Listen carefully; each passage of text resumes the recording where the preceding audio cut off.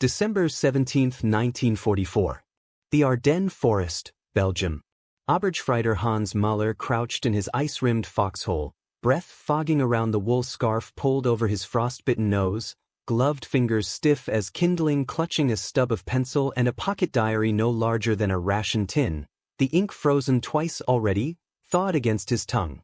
He wrote, "The Americans are not the Russians. Their artillery does not speak, it arrives."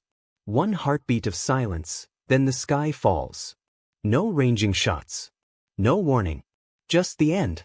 That morning, through a shroud of ground-hugging fog, Müller's battalion, part of the 6th SS Panzer Army, had achieved the impossible, complete surprise against a paper-thin American line held by the 106th Infantry Division. Panzers rolled forward unopposed, infantry followed in white camouflage smocks, victory seemed a matter of hours. Then the shells came. Not in the rolling, predictable thunder Müller knew from 4 winters on the Eastern Front, no creeping barrage, no gradual crescendo, but all at once, as if the forest itself had detonated. Trees splintered into matchwood, snow flashed into steam, men simply ceased to exist. What Müller could not know, what no German soldier pushing west through the snow-laden pines could possibly have known, was that they had collided with the most lethal artillery system ever deployed in warfare. A system so precise, so rapid, so industrially overwhelming that it would not merely blunt Hitler's last offensive, it would break it, and in doing so reveal the unbridgeable chasm between American industrial war and German tactical desperation. The collapse had been building for 18 months. From 1943 onward, German veterans rotated from the Eastern Front to the West carried with them a hard-earned doctrine of survival against Soviet artillery. Russian barrages were brutal but readable. First came the ranging rounds, whistling in like lazy hornets, then a pause, then the main storm, 10 to 15 minutes from first observation to first impact, enough time to flatten yourself in a ditch, count heartbeats, move between salvos. The Americans offered no such courtesy. Gefreiter Otto Schmidt, captured with the Afrika Korps in Tunisia, May 1943, recalled his first encounter in a post-war U.S. Army interrogation transcript. "We held a wadi north of Tunis, good overhead cover, stone walls, sangars. The Russians would have needed an hour to register, another to range. We felt safe enough to heat coffee on an Espet stove. Then we saw the little plane, no bigger than a Fiesler Storch, puttering at 500 meters. We waved. Reconnaissance aircraft carried no bombs. 3 minutes later the wadi became a furnace. Shells arrived together, not in sequence. Air bursts shredded the sky, ground bursts churned the earth. 30 seconds. My company, 123 men, was finished. 11 walked out. I was one of them. The aircraft was an L-4 Grasshopper, a fabric-winged Piper Cub with a 65 horsepower engine and a top speed of 85 miles per hour. It carried no weapons, only a radio, a map board, and a lieutenant with binoculars. Within weeks, the Grasshopper became the most feared silhouette in the German order of battle, not because it bombed or strafed, but because its appearance meant American shells would follow within minutes, sometimes seconds. Lieutenant Friedrich Bauer, an artillery officer transferred from the east after Stalingrad, wrote home in letters later recovered from Bundesarchiv files. "I studied captured U.S. fire plans. I thought them propaganda. Nobody coordinates that fast." Then near July 12, 1944, a Grasshopper appeared at 600 meters. We began displacing batteries per standing drill. Before the first limber hook was fastened, shells bracketed every gun. Not area fire, each piece individually. They had solved the firing problem, synchronized batteries at different ranges, and delivered everything in the same breath. Our own observers still needed 8 minutes just to transmit grid squares. The secret was not one miracle weapon but a lattice of innovations, technology, training, and industrial capacity fused into a single, scalable system. The Fire Direction Center, FDC, German batteries computed firing solutions individually, each gun crew solving trigonometry in the mud with slide rules and shouted corrections. American batteries fed all data to a single tent, the Fire Direction Center, where officers plotted on acetate-overlaid maps and consulted books no larger than a New Testament. Those books, pre-computed firing tables, were the product of a quiet revolution in American offices. From 1941 to 1944, rooms full of women at Aberdeen Proving Ground, Frankfurt Arsenal, and universities across the U.S. ran Marchant and Friden mechanical calculators day and night. Every variable was solved in advance. Wind speed and direction, air temperature and density, humidity, altitude difference between gun and target, barrel wear, propellant temperature and lot variation. The result. Lieutenant in a foxhole opened the correct page, read the azimuth and elevation, spoke it into an SEA 536 handheld radio. Solution time, under 2 minutes. Hauptmann Vera Hoffmann, a mathematics professor conscripted into the Wehrmacht artillery, examined captured tables in 1945, his analysis preserved in U.S. Army intelligence files.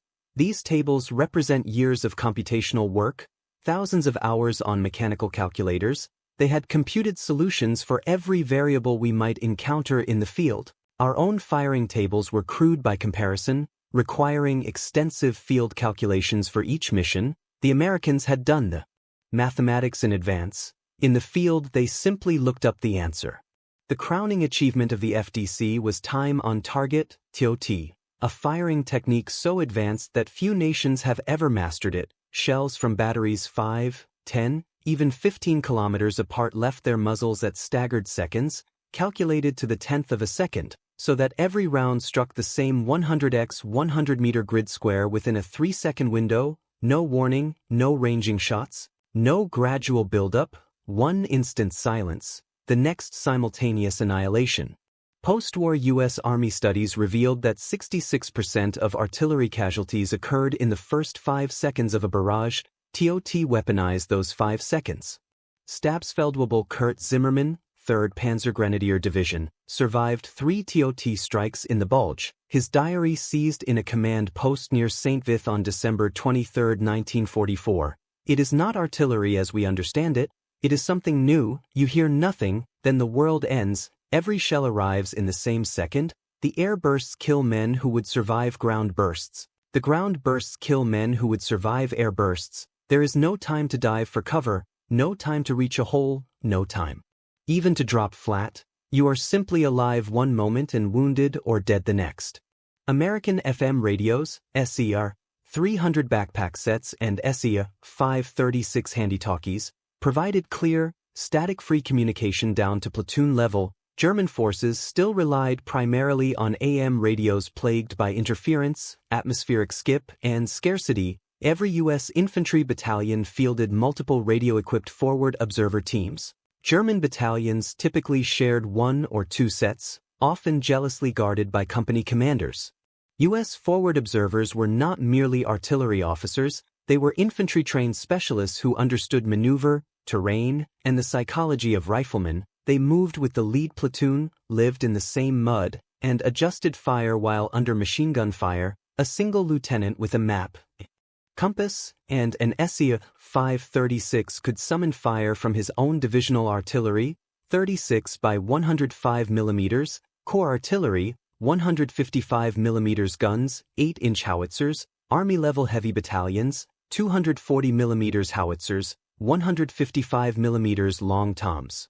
Oberstleutnant Heinrich Müller, commander of Infantry Regiment 980, destroyed near St. Lo, July 25, 1944, wrote in his final report, "A single American infantry company, approximately 120 men, held my entire regiment for 6 hours. Every time we attempted to assault, artillery fire drove us back, not from one battery but from what seemed like dozens. The forward observer with that company, probably a lieutenant or captain, commanded more firepower than I could bring to bear with my entire regimental artillery. We lost 400 men attempting to overrun 120 Americans. We failed."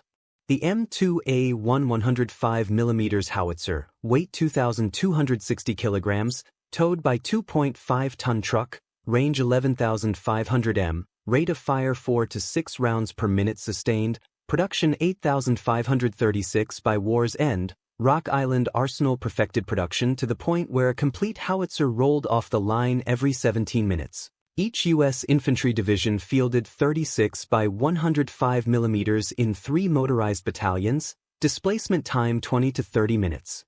German 10.5 cm Lu FH-18, excellent design but horse-drawn, required 6 to 8 horses, took 2 to 3 hours to limber and move in good weather, 4 to 6 hours in mud or snow. By February 1945, Germany fielded 1,198,000 horses, 80% of all artillery motive power. Gefreiter Paul Richter, assigned to a horse-drawn battery in Normandy, kept a diary that survived the war.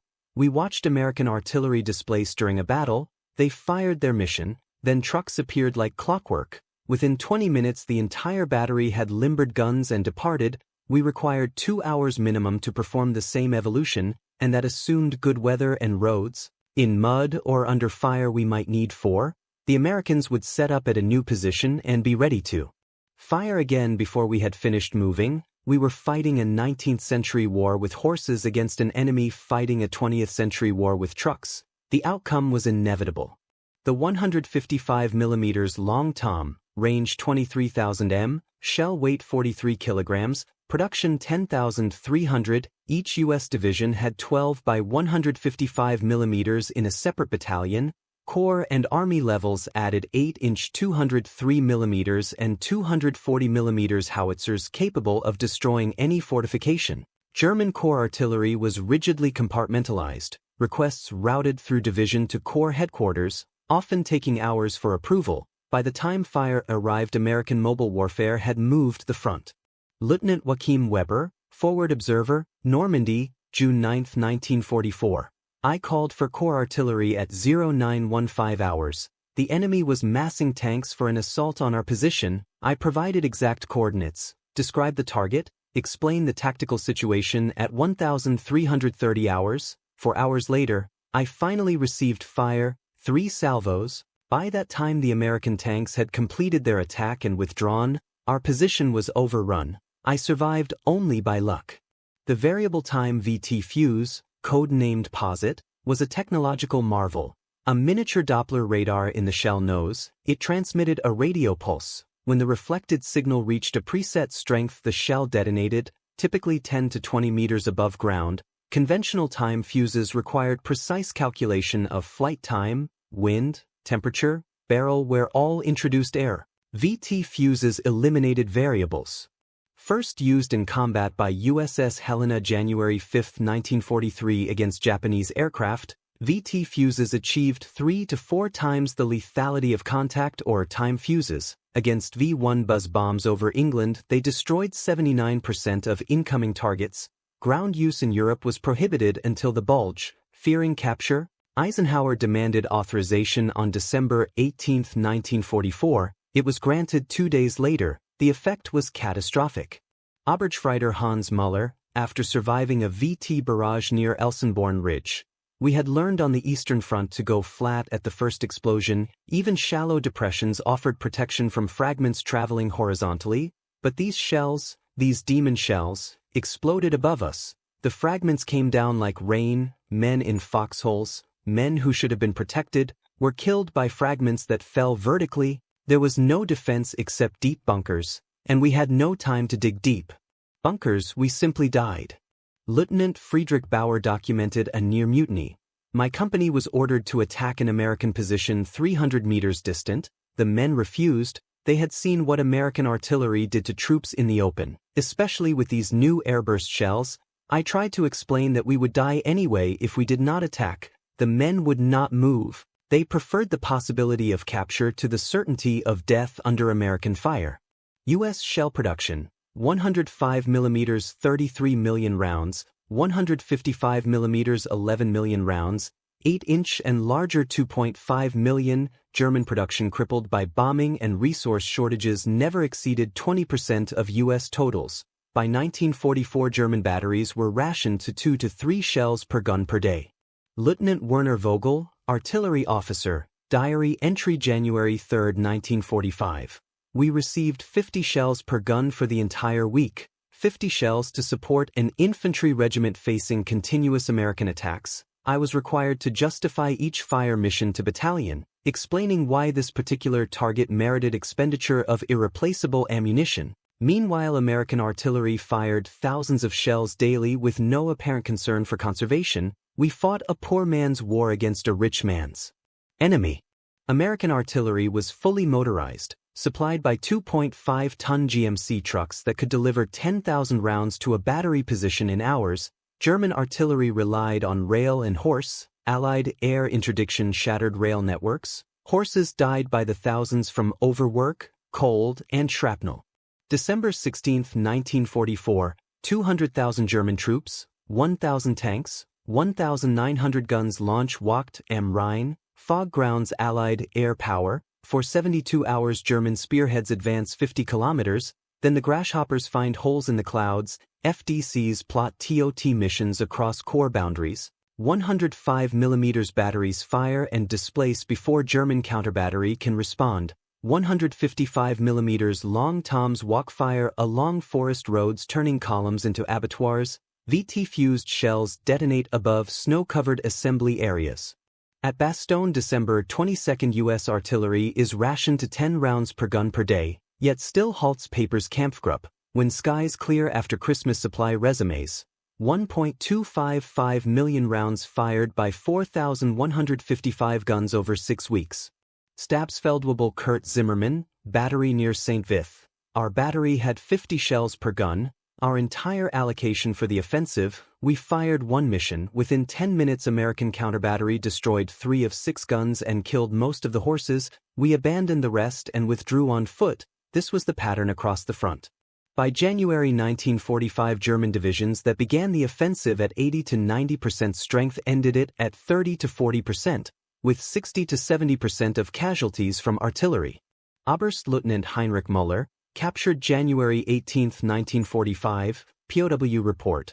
We were defeated by American artillery before we were defeated by American infantry or armor. Every movement was observed by their aircraft and engaged by their artillery. Every concentration of forces was broken up before we could attack. Every defensive position was smashed before their infantry assaulted. We could not move, could not mass, could not defend. We simply absorbed artillery fire until we ceased to exist. In POW camps in Texas, Kansas, and Georgia, German officers saw the source. Freight trains carrying hundreds of fresh 105s and 155s. Factories in Detroit, Pittsburgh, and Rock Island running 3 shifts, shell crates stamped with dates weeks old. Gefreiter Otto Schmidt, letter home passed by censors. I have seen American industry. One train carried more guns than a German corps possessed. They lose 100 shells to our one and replace them before sunset. Courage cannot multiply steel. Lieutenant Friedrich Bauer attending a U.S. artillery demonstration. They have systemized everything we did by individual skill. Where we depended on talented officers computing in their heads, they created tables that allow average lieutenants to achieve the same results. Where we depended on good radio operators, they produced radios so reliable that even minimally trained men could maintain contact. They have taken the art of artillery and transformed it into an industrial process, repeatable, scalable, inevitable. By April 1945, German artillery batteries, 2 to 3 guns operational, crews 50% replacements untrained, horses dead or eaten, ammunition 0. American batteries fired map square concentrations, saturating 1 square kilometer grid squares with hundreds of shells in minutes. Hauptmann Vera Hoffmann captured in the Ruhr Pocket, final report to U.S. intelligence. The American artillery system represents the culmination of industrial-age warfare. Individual German pieces may be superior in design. Individual German officers may match American skill, but the Americans created a system that does not depend on individual superiority. Their system produces consistent, overwhelming, rapidly delivered firepower regardless of individual skill levels. This systemization represents a revolution in warfare that Germany never matched and could not match given our industrial limitations. Post-war U.S. Army historians calculated artillery inflicted 60 to 70% of German casualties in the West. Tanks and aircraft seized headlines. Howitzers won battles. General Franz Halder, former chief of the German General Staff, post-war analysis. American artillery achieved what we believed impossible. They transformed artillery from a supporting arm into a dominant weapon system. Their coordination, fire control, logistics, and industrial production created an artillery force that could not be matched or countered. Stabsfeldwebel Kurt Zimmermann immigrated to the US in 1952, in a 1960 interview.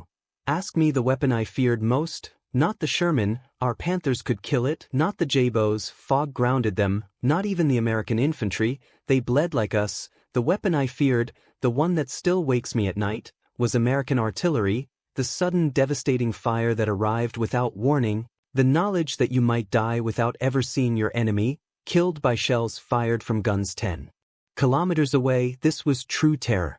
The grasshopper, the FDC, the precomputed table, the FM radio, the truck, the VT fuse, the unlimited shell, these were not inventions but an ecosystem. Germany fielded craftsmen, America fielded factories. The snow of the Ardennes absorbed the lesson in blood and steel. The war in the West ended not with a duel of heroes but with the quiet, relentless certainty of an assembly line that never stopped. The system had many fathers but no single genius. It was born in the quiet offices of Aberdeen where women in cardigans turned crank handles on calculators for years. It was born in the radio labs of Fort Monmouth where engineers shrank vacuum tubes into backpack sets. It was born in the assembly halls of Rock Island where production lines spat out a howitzer every 17 minutes. It was born in the training camps of Fort Sill where forward observers learned to call fire while crawling through Oklahoma dust. It was born in the Pentagon war rooms where logisticians calculated that every shell fired in Europe had to be replaced within 48 hours or the line would stall. Every piece fit, every piece scaled, every piece was replaceable.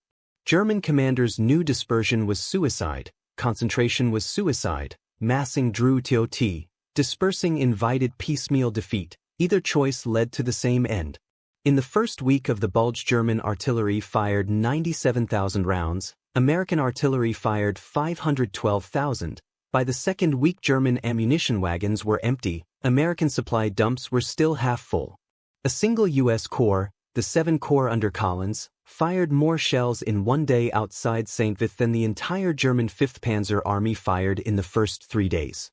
The grasshopper pilots, mostly lieutenants fresh from flight school, flew without armor, without guns, without parachutes. They flew in fog so thick they navigated by compass and stopwatch. They flew over treetops so low that German riflemen could see the pilot's face. They flew until their fuel ran out or a flak burst tore the fabric, and every minute they stayed aloft meant another battery registered, another TOT plotted, another German column erased.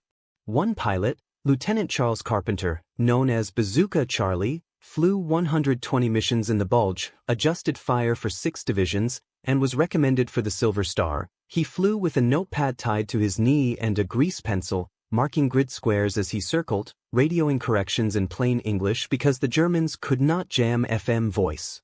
The FDC tents were miracles of organization, a dozen officers and enlisted men around a map table, one man reading observer corrections, one man consulting the firing table, one man calculating time of flight for TOT, one man on the phone to the guns, one man logging every mission in a ledger that would be audited after the war to calculate expenditure rates. The tent smelled of coffee, cigarette smoke, and wet canvas. Outside the generators hummed. Inside the war was reduced to numbers and voice commands. A typical TOT mission: observer spots a panzer column in a D file, calls in grid 452819, FDC calculates 3 batteries of 105s at 4 kilometers, 2 batteries of 155s at 12 kilometers, 1 battery of 8-inch at 18 kilometers, computes flight times, 18 seconds, 42 seconds, 68 seconds, orders the 8-inch to fire at T0, the 155s at T-26, the 105s at T-50, result: 66 shells arrive at T+68. The D file becomes a crater field. The column ceases to exist. German counterbattery was a joke. Their sound-ranging teams needed clear weather and static positions. American batteries fired 6 rounds and displaced. By the time German guns traversed, the Americans were gone, trucks roaring down forest tracks to the next firing point. German horses could not outrun a jeep, could not outrun a shell, could not outrun the inevitability of industrial arithmetic. The VT fuse was the final insult, a shell that did not need to hit, only to approach. It turned every open field into a killing ground, every shallow scrape into a grave. men learned to dread the whistle that never quite arrived because the burst came from above, fragments falling at terminal velocity, punching through helmets, through shoulders, through the thin pine planks men used as overhead cover. In one action near Crinkelt on December 19, a single U.S. 155mm battery with VT fuses fired 120 rounds into a German infantry assault. 400 men went in, 43 came out. The rest were shredded by air bursts that turned the snow pink for 100 meters. The psychological effect was worse than the physical. Men froze when they saw a grasshopper, refused to leave trenches even under direct orders, preferred court-martial to movement, preferred capture to the certainty of steel rain. Entire companies surrendered intact because the alternative was annihilation from an enemy they never saw. The ammunition supply was the ultimate expression of American power. Convoys of 2.5-ton trucks, the famous Red Ball Express, ran day and night from Normandy to the front, each truck carrying 120 rounds of 105mm or 60 rounds of 155mm. A single convoy of 100 trucks delivered a division's daily expenditure in one trip. The trucks ran on synthetic rubber, drank gasoline refined in Texas, were driven by black soldiers who had never seen snow before but kept the line moving. The Germans had no equivalent there. Supply columns were horse-drawn, vulnerable to jabos, vulnerable to partisans, vulnerable to the simple fact that a horse needs 10 pounds of hay a day and there was no hay in the Ardennes in December. By Christmas 1944, German artillery was a memory, batteries abandoned for lack of prime movers, guns spiked because there were no shells, crews walking west with their hands up because there was nothing left to fire. American batteries, on the other hand, fired for effect, fired for harassment, fired because they could, fired 5,000 rounds to kill one machine gun nest because the nest was holding up an advance and 5,000 rounds was nothing. The shells came from factories that had never heard a bomb fall, from workers who earned overtime and drank Coca-Cola on their breaks. The prisoners saw it all, the endless trains, the mountains of crates, the casual way American gunners tossed a shell into the breach like it was a loaf of bread. They saw the future and knew they had lost to a system, not to men. One Oberleutnant captured near Monchaux wrote in his diary before it was confiscated, "We thought we were the masters of war, we had the best tanks, the best tactics, the best soldiers, but we forgot that war is also mathematics, and the Americans had better mathematicians, better factories, better trucks, better everything that multiplies force. We fought with courage, they fought with calculus. In the end, calculus won." The last German offensive collapsed not with a bang but with a whimper, units out of fuel, out of food, out of ammunition, out of hope, surrounded by forests that echoed with the sound of American shells arriving exactly on time, exactly on target, exactly as planned. The men who survived carried the lesson home, some to rebuild Germany, some to raise families in America, all of them knowing that the war had been decided not in the forests of the Ardennes but in the offices and factories of a nation that turned arithmetic into annihilation. Hans Müller was captured on January 22, 1945 near St. Vith, his diary intact, his hands frostbitten, his faith in German superiority shattered. In a POW camp in Kansas, he watched American artillery trains roll past the wire, car after car of gleaming 105s, and he understood that the war had never been a contest of men, it had been a contest of systems. And the American system was simply better, faster, richer, deadlier. He wrote one final entry before the diary was taken for translation. "We were brave, they were inevitable. That is the difference." The grasshoppers still flew in his nightmares, a tiny speck against a gray sky, followed always by the silence, then the end. The American artillery system was not born in combat but in peacetime laboratories and factories. Years before Pearl Harbor, the U.S. Army Ordnance Department had been studying fire direction since the 1920s, experimenting with graphical firing tables, centralizing computation, standardizing ammunition. By 1939 the system was mature, waiting only for war to unleash it. The women who computed the tables were called computers, human calculators paid by the hour. They worked in shifts, their output measured in pages per day, each page a life saved or taken years later in a forest they would never see. The SEF 536 radio was designed by a team at Bell Labs, the same minds that would later invent the transistor. They made it small enough to fit in a helmet, rugged enough to survive a drop from a jeep, clear enough to transmit through a blizzard. The M2A1 howitzer was designed by a committee at Rock Island, refined by production engineers who shaved grams off every part without sacrificing strength. The result was a gun that could be built by semi-skilled labor, maintained by farm boys, fired by anyone who could read a table. The VT fuse was the work of Section T at the National Defense Research Committee, physicists from MIT and Johns Hopkins who miniaturized radar into a shell nose, tested it on apples dropped from towers, then on live V1s over the English Channel. The fuse was so secret that shells were shipped in locked boxes, fuses installed only at the front. The first ground use in the Bulge was a gamble that paid off in blood. The Red Ball Express was improvised in August 1944, a convoy system that moved 12,000 tons of supplies a day from Normandy to the front, mostly ammunition, mostly artillery shells. The drivers worked 20-hour shifts, slept in cabs, ate K rations, kept the guns fed. The forward observers were trained at Fort Sill, the artillery capital of the U.S. Army. They learned to read terrain like infantrymen, to call fire like mathematicians, to adjust under fire like surgeons. They were issued binoculars, maps, radios, and the authority to command colonels. The TOT technique was perfected in Louisiana maneuvers in 1941, batteries practicing with blank shells, timing their fire with stopwatches. By 1944 it was routine, by 1945 it was unstoppable. The German artillery officers who studied the system after the war were stunned by its simplicity, no genius required, only process, no heroics needed, only repetition. The Americans had taken the chaos of war and turned it into a production line, the same way Ford built cars, the same way Boeing built bombers, the same way the arsenal of democracy built victory.